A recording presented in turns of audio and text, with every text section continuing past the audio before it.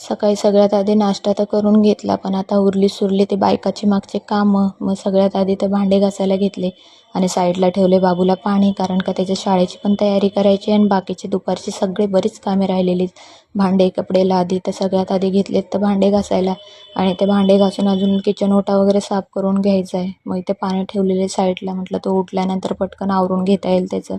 आणि ते सगळ्यात आधी भांडे घासून घेतले आणि सगळं बेसिन वगैरे घाण झालेलं होतं ते थोडं साफ करून घेतलं. आणि ते झाल्यानंतर मग माझे आंघोळ वगैरे सगळं आवरून घेतलं मी, आणि लास्टला करायला घेतले ते म्हणजे कपडे.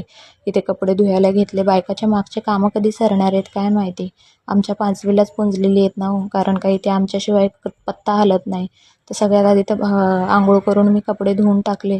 आणि माझ्या पिल्लूचे कपडे आता आजकाल एवढे जास्त पडायला लागले, आमचा एक जोडी पडतो की त्याचे 4 जोडी असतात. आणि मग घेऊन गेले त्याची तयारी करून त्याला स्कूलमध्ये.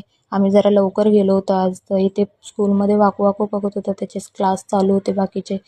मी त्याला बोलत होते, पिल्लू नको करू तसं, पण त्याला खूप मजा येत होती. आता काय करणार. मग त्याचं इथं खेळणं चालू आहे आणि संध्याकाळी आलो, मग संध्याकाळची तयारी. आणि इथे रमजान चालू आहे आमच्या बिल्डिंग खालचा, असं परिसर झाला आहे किती सुंदर डेकोरेशन केलेले, मस्त लायटिंगच लायटिंग झाली, खूप छान वाटत होतं संध्याकाळचं. मग सकाळची तयारी सगळ्यात आधी रात्रीच करायला घेतली. ते इथे बनवणार होते मेथीचे पराठे.